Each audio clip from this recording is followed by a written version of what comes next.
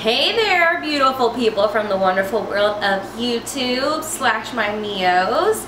I'm sorry, I'm trying to get comfortable. I hope that you guys are going to be able to hear me good enough in this video. It's hot as hell outside today, so I have my air conditioning running upstairs. I decided to do this one on my bed, which I don't usually do if you guys watch my videos.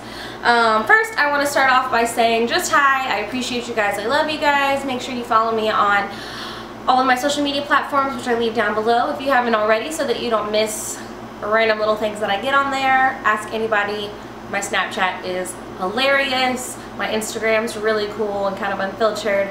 Yeah, so anyways, check me out on those. Information's down below, and of course subscribe if you haven't already.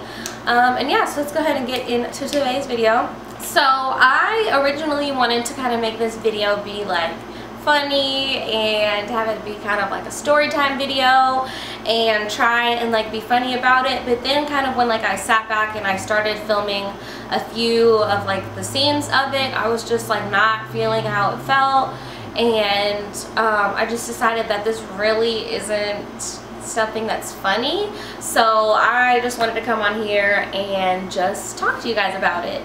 And I honestly feel like maybe this will be helpful to someone else, because I know that I usually am not the only person that's been through things that I've been through.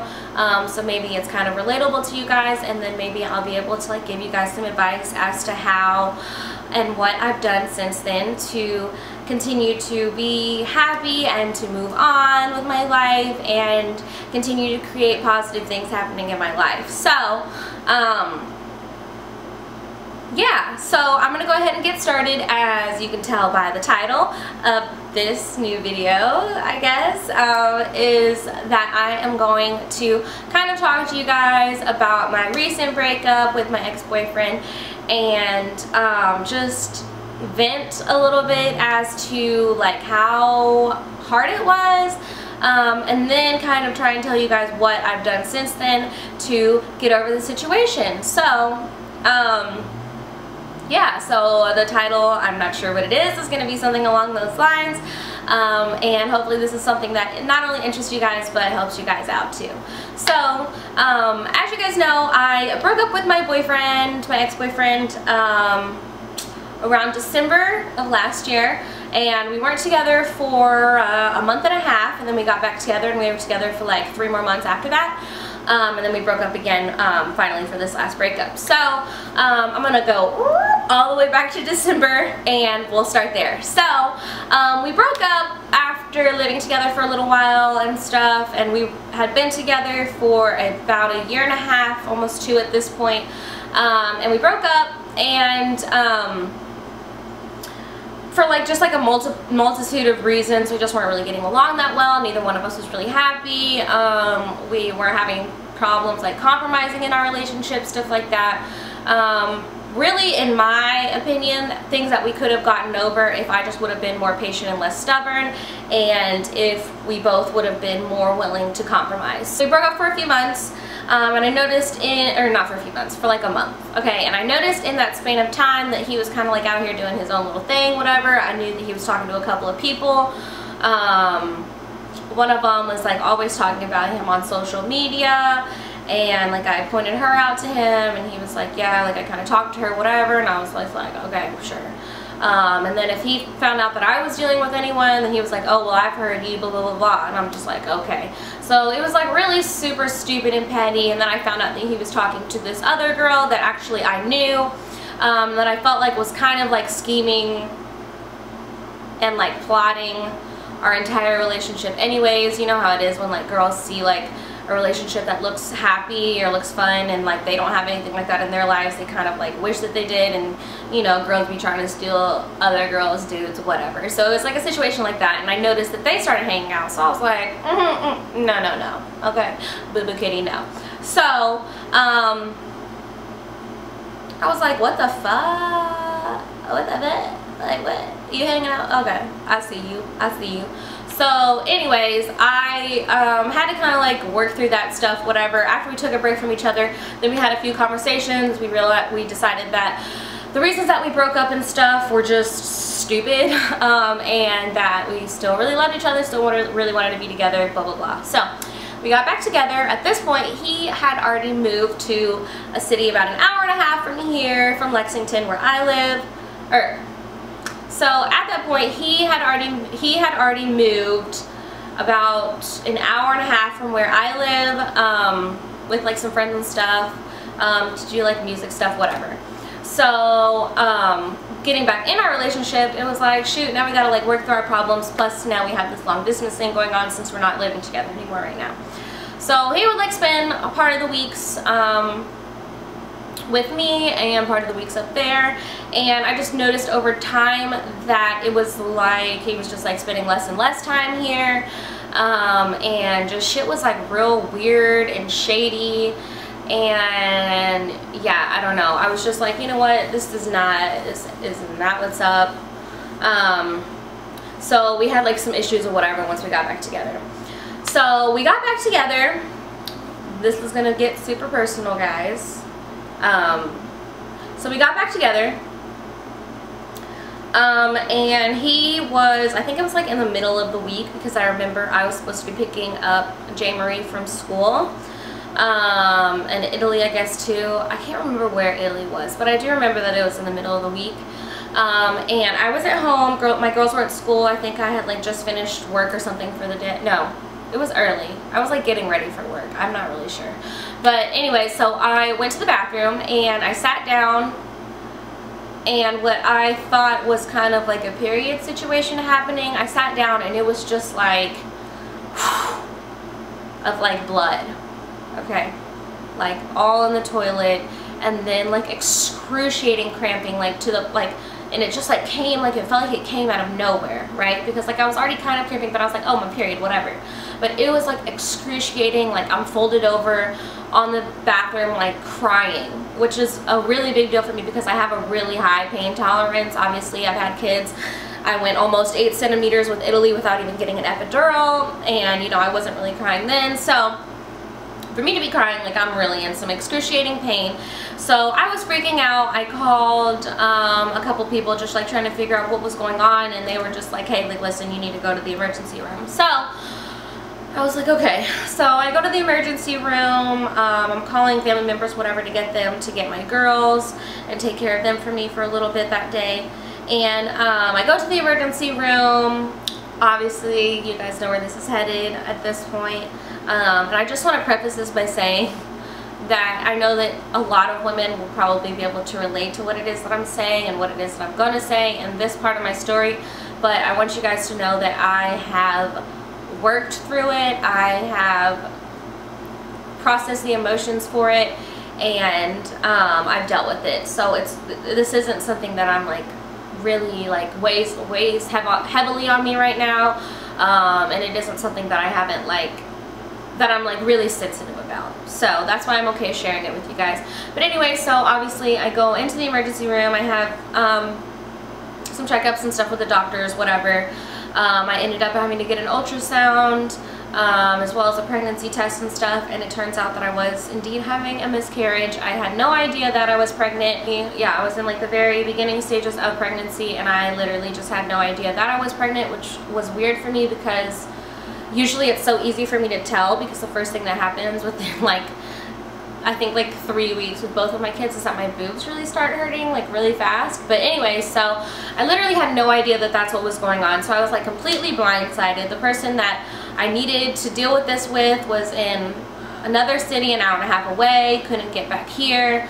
So it was just like a really, really crappy situation. I got some help from my mom, and this is all within 3 days of when I had to move to the house that I live at now. So I had to hire movers and stuff. I don't know if you guys have seen that footage. I believe I even have footage of the movers, but I was intending on doing it all myself, but just with all of that going on and stuff, and then me having some physical issues, it was not a good idea for me to move all of my stuff. So anyways, I had to deal with that. I think I saw him once while I was dealing with that, so I just felt like I was going through it by myself and that he really didn't care. And yeah, I think that that was almost the straw that broke the camel's back or whatever. So I'm like trying to like process my feelings through all this. Obviously I don't want any more kids right now. Like that is just not a possibility for me. So it was like, I'm not gonna lie to you guys, 100, keeping it 100. It was a mixture of sadness / relief, which is just the weirdest combination of emotions to go through and to be able to process. I was sad, obviously, and sadness because I do consider that, you know, like a loss of life and something that I'll always think about and remember, but a relief because I don't think it's possible for me to have another kid at this period in my life. And then obviously I had to like process through all of those emotions and stuff, and I really just feel like I did all of that by myself, which is just super crappy. And so we were dealing through that, you know, obviously he was upset too, but we just weren't together dealing with it, so it was really like physically together dealing with it, so it was really, really difficult. And then I saw him a few times after that, and I started noticing again that things were just like super shady, super like shitty, I don't know. He was like super like disconnected. It could have been a combination of the miscarriage and whatever, and what I know that he had going on. So kind of find out the person that he was talking to when we first, or I guess he was, I don't know, he tries to act like he wasn't dealing with them, blah blah blah, when we first broke up, but they kept popping up and seeming relevant, and I was like, what the fuck is going on? So come to find out, while I was going through all of this situation, he was dealing with her while we were together and while I was going through a miscarriage. So then that just added like another layer of things that I would have to had to process through and deal with, and obviously I was like, that is absolutely ridiculous. I'm like literally completely done with you. So that is what made us break up the last time. So since then we broke up, and we obviously haven't been together since, and him and said person are like dealing with one another, and I'm not sure if he's like dealing with other people at this point, but yeah, so it's just like whoosh, whoosh, whoosh, whoosh. Nice little smack in the face that I've had to deal with. But yeah, so it's just really crappy because for me, I just think that he's such a great person, and I still do. So it's just really crappy to me that such a great person would do something so shitty. So yeah, it's hard. It's like we're trying to be cool, but it's like I can't. We're trying to be cool as in like we're trying to be cordial, be friends, whatever, but it's just like I can't fucking believe anything comes out of your mouth. So like I don't even want to like talk to you, see you, speak to you, and it just feels like games at this point of like, oh, can I still have her if I wanted her games? And it's just like, I'm just not interested in that. Like I want you to go do whatever it is that you want to do, and just like leave me out of it. So that is long story, super condensed of what took place for like our final breakup. And yeah, so what I want to get into though is the positives, okay, that have come out of such a crappy situation. And ways that I think that, you know, people that have had, or you guys if you're going through or have gone through recently or whatever, a really bad breakup, things that you can do to like get yourself back on track, which is, you know, really, really important. And so some things that I did was I think that you have to just like feel all of the feelings that you're feeling. I don't think that it's something that you should kind of like pack away and just like push to the side, because then it's just going to explode one day and you're gonna freaking lose it. So be sad if you need to be sad. Obviously don't feel sad forever. You need to make sure that you have some friends that you are keeping hip to like everything that's going on, just so that they can be there for you and know that, you know, this is a time for them to step up and really be there for you and talk to you more and hang out with you. So that's what I did. My friends literally helped me through the first time that we broke up and this time, and I literally have the best friends on the entire planet. Like, I love them so much.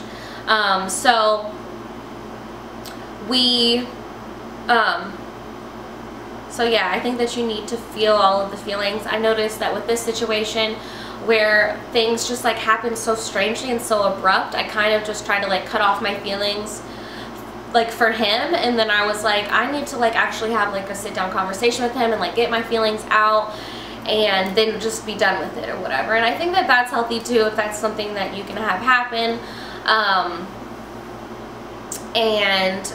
So yeah, that was helpful too. And then I think that once you get done dealing with the emotions, you need to bring some positivity back in your life. And I did that by basically just like focusing on myself, focusing on my spirituality. I started meditating a lot more. I try to meditate like 2 to 3 times a week if I can. So that gives me time just to like be quiet and be happy in the moment for what it is, because regardless of what's going on in your life, you have life, and there's so much to be happy about around you, and so many beautiful things and people and relationships and stuff around you that you need to focus on even when things are bad in your life, and take a minute just to appreciate. So that was super helpful for me.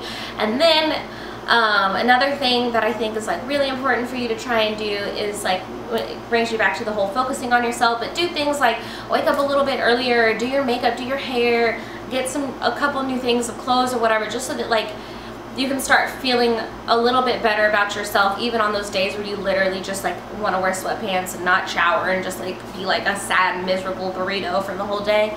And I think that that really helped me, you know, start feeling better about myself. And then your body, I think that literally whenever, so like mind, body, spirit basically is what I'm getting at. So like body stuff, if you follow me on social media, I have recently went vegan. I want to do some videos on that. I just need more experience myself before I start like telling you guys about it or how to do it. That I only started that about a month ago. Yeah. Whether it's like working out or going for the walks and stuff, or the runs that you've always told yourself that you were going to do but you never did, carve out some time for that, or change up your diet a little bit, cut soda out of your diet or something, I don't know, cut something out of your diet that you know is not good for you, just so that you're like motivated to like continue to pursue better things for yourself, because that's what it's all about. And then I think that you need to kind of reflect on the relationship and just really come to a place, however it is that you can, whether it be through like just self-thought or maybe like journaling or conversations with friends, that the bad things that happened to you in that relationship were necessary, and to be able to accept that and be at peace with that. So like the bad things that happened to me in my relationship and through my breakup were necessary for me to grow and to be an even better woman. And if I hadn't have gone through that, I wouldn't have learned the lessons that I learned about like giving too much of myself in a relationship to someone that doesn't deserve it, or taking care of people that don't take care of me, or speaking up on how I can feel appreciated, or the things that I need out of a relationship, and not just giving and then feeling angry that I wasn't given as much as I felt like I deserved, but I also didn't speak up and say I deserve to have blah blah blah. So lessons like that, right, are things that are going to make me an even better woman and make me an even better partner for my next relationship, or, you know, my husband, whatever. So I think that that's really important. You need to just accept, be okay with, and move on from the bad things that happen, which means that you need to be okay with them. You know, like you need to like reflect on them and be like, you know, this really sucked, but I needed to go through that. I needed someone to do that to me. I needed someone to teach me this lesson. And I think that failed relationships, that is one of the greatest things that you can learn. I just realized I have this X on here from karaoke last night. I think that you need to take time for yourself. Don't rush to get into anything with anyone for a little while. I think that you need to just, because chances are that's just going to be a rebound. I think that you need to just keep the things that make you happy in the forefront. You need to continue to do things and focus on things. Like I'm trying to focus even more on school this semester because, you know, it sucks, but I don't have the distraction of a relationship this semester. So I'm really like gonna be pushing out on my work, spending my spare time on that so that my grades can be like as good as possible. So yeah, those are some of the things that I've been doing. Obviously I've been spending more time with my friends and stuff like that, to try and get over a bad breakup. I don't know. I hope that this is helpful for someone. Please let me know, email, any of my social media platforms, whatever, any questions that you have or any other advice that you want me to give you. I literally am here for you guys anytime that you guys need me because you guys are always here for me. And yeah, I love you guys so much, and I'll see you in my next video. Bye!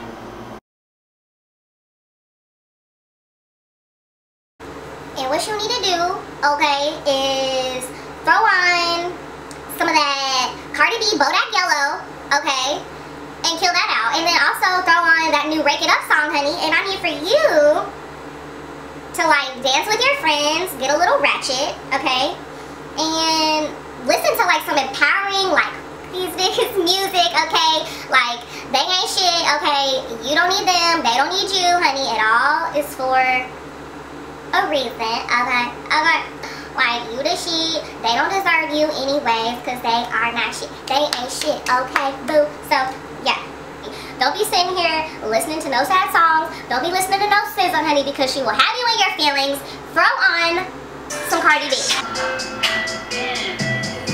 That little bitch, you can fuck with me if you wanted to. These expensive, these is red bottoms, these is bloody shoes. Hit the school, I can get them both, I don't wanna choose. And I'm quick, cut a nigga off, so don't get comfortable. Look, I don't dance now, I make money move. Say I don't gotta dance, I make money move. If I see you now speak, that means I don't fuck with you. I'm a boss, you a worker, bitch. I'm the truth. Think these hoes be mad at me, they baby father wanna bill. That little bitch, you fuck with me if you wanted to. These expensive, these is red bottoms, these is blood.